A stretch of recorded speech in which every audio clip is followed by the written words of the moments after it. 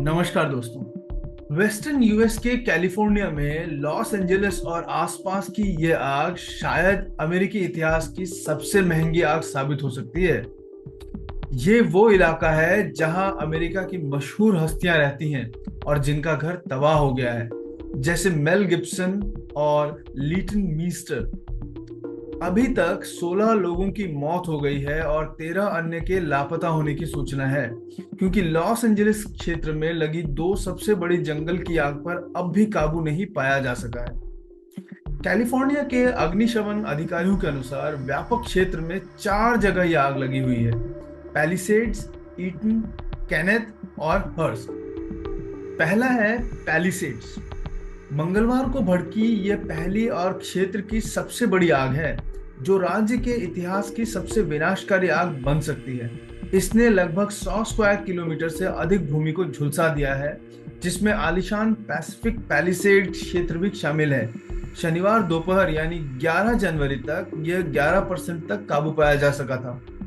Palisades fire ने पहाड़ियों और मालिबू तट पर तबाही मचा दी है, जिससे समुद्र तट के सामने के घर नष्ट हो गए हैं, जिनमें कई मशहूर हस्तियों के घर भी शामिल थे। दूसरा है ईटन। इसने लॉस एंजलिस, जो कि कैलिफोर्निया का एक शहर है, के उत्तरी भाग को प्रभावित किया है, जो अल्टाडेना जैसे क्षेत्रों में धधक रहा है। यह क्षेत्र की दूसरी सबसे बड़ी आग है, जिसमें लगभग 60 स्क्वायर किलोमीटर जमीन जल गई है। यह 15% तक काबू पाया जा सका था। ईटन की आग अल्टाडेना के मजदूर वर्ग के इलाकों में फैल गई, जिसके बारे में निवासियों का कहना है कि यह पूरी तरह से तबाह हो गया है। तीसरा है हर्स्ट, जो सैन फर्नांडो के ठीक उत्तर में स्थित है।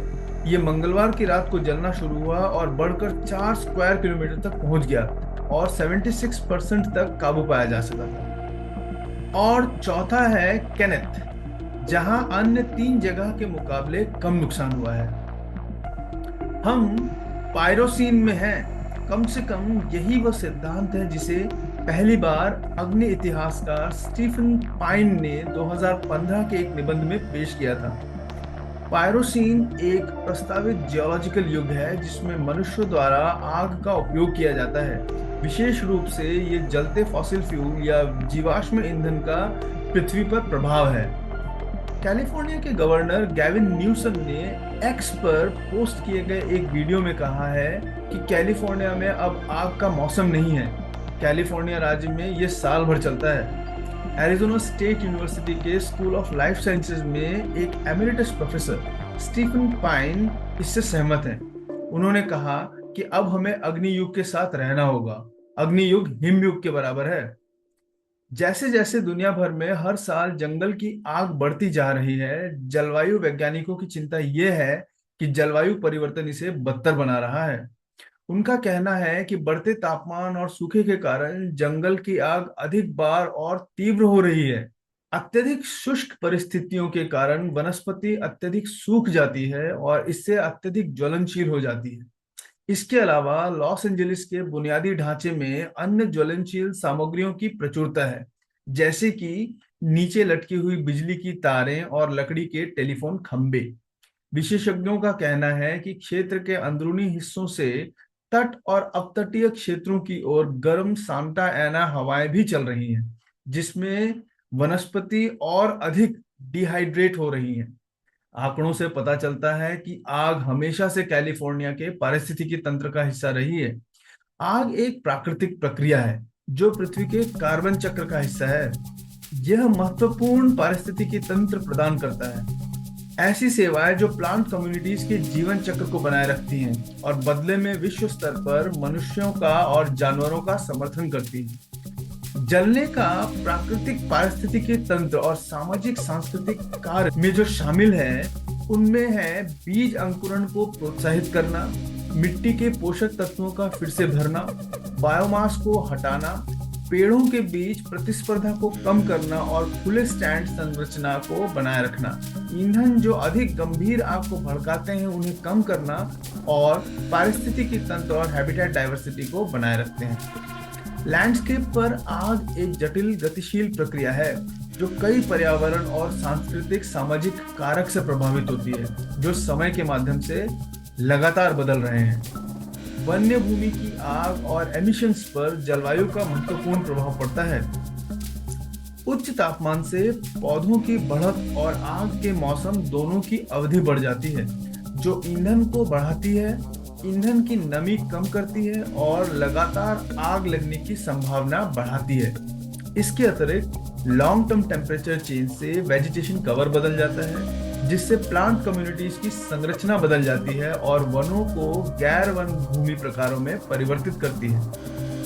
अनादिकाल से कैलिफोर्निया के स्वदेशी लोगों ने विभिन्न प्रकार के परिणामों को प्रोत्साहित करने हेतु भूमि का प्रबंधन करने के लिए आग का उपयोग किया है और जारी रखा है। पूरे इतिहास में इस कल्चरल बर्निंग या सांस्कृतिक दहन ने कैलिफोर्निया के बड़े हिस्से को आकार दिया है। समय के साथ साथ कैलिफोर्निया की पर्यावरण और जलवायु परिस्थितियां लगातार बदलती रही हैं और सांस्कृतिक दहन और जनजातीय अनुकूलन प्रथाएं भी प्रभावित हुई हैं। पूरे कैलिफोर्निया में वेजिटेशन कम्युनिटीज जलवायु में परिवर्तन के साथ विकसित होते हैं और उसके परिणाम स्वरूप अग्नि व्यवहार, लोगों द्वारा आग का उपयोग और इससे जुड़े उत्सर्जन में भी परिवर्तन होता है। पूरे पश्चिमी संयुक्त राज्य अमेरिका में आग की गतिविधि के डेटा से पता चलता है कि आग परिवर्तनशील है। बड़े क्षेत्रों में डेटा एकत्र करने से तापमान के ओवरऑल ट्रेंड और सूखे की साइक्लिकल नेचर के साथ आग के कोरिलेशन पैटर्न का पता चलता है। Grey band 69 lake sediment core sample जो पश्चिमी संयुक्त राज्य अमेरिका से मापी गई हैं, दाईं ओर का नक्शा रिलेटिव फायर एक्टिविटी का एक कंपोजिट है। ग्रे बैंड की चौड़ाई समय और स्थान के माध्यम से अग्नि गतिविधि में परिवर्तनशीलता या वेरिएबिलिटी की सीमा इंगित करता है। रेखा जितनी मोटी होगी, अग्नि गतिविधि पूरे पश्चिम में उतनी अधिक परिवर्तनशील होगी। आधुनिक युग में ग्रे बैंड किसी भी अन्य समय की तुलना में व्यापक है, क्योंकि कुछ नमूना लिए गए स्थानों में लगभग कोई आग नहीं लगी, जबकि अन्य स्थानों पर अत्यधिक तेज आग लगी। ग्रे बैंड का ये चौड़ा होना अग्नि गतिविधि की काफी अधिक परिवर्तनशीलता को इंगित करता है। यहाँ 4 युगों पर प्रकाश डाला गया है: मध्यकालीन गर्म काल, स्वदेशी जनसंख्या वृद्धि, छोटा हिमयुग और यूरो अमेरिकी पश्चिम की ओर विस्तार। 20वीं सदी से पहले अग्नि गतिविधि स्तरों की एक सुसंगत श्रृंखला थी जो जलवायु परिवर्तनशीलता के साथ साथ चला। 20वीं सदी की शुरुआत से सापेक्ष अग्नि गतिविधि स्तर ऐतिहासिक सीमा से काफी भिन्न हो गए हैं।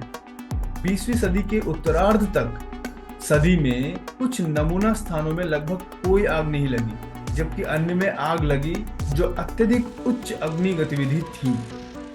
अग्नि गतिविधि और जलवायु के बीच स्थापित ये रिलेशन उस समय टूट गई जब स्वदेशी लोगों की आबादी, बीमारी, अव्यवस्था, राज्य द्वारा दुर्व्यवहार और यूरोपीय अमेरिकी बसने वाले लोगों द्वारा लाई गई स्वीकृत हिंसा से नष्ट हो गई। उन्हें भूमि प्रबंधन के लिए आग का उपयोग करने से रोका गया। इतिहास में यूरोपीय अमेरिकी लोगों के बसने से पहले के समय के विपरीत, जब स्वदेशी लोगों की जीवन शैली आग के साथ एकीकृत थी, जो कई सामाजिक परिस्थितिकी कार्यों को पूरा करती थी, वर्तमान में पश्चिमी अमेरिका और कैलिफोर्निया के बड़े क्षेत्रों में अग्नि बहिष्कार प्रथाएं जो बढ़ी हैं, उसके कारण भूदृश्य पर ईंधन संचय में वृद्धि हुई है, जिसके परिणाम स्वरूप अधिक गंभीर आग और संबंधित उत्सर्जन का खतरा बढ़ गया है। धन्यवाद।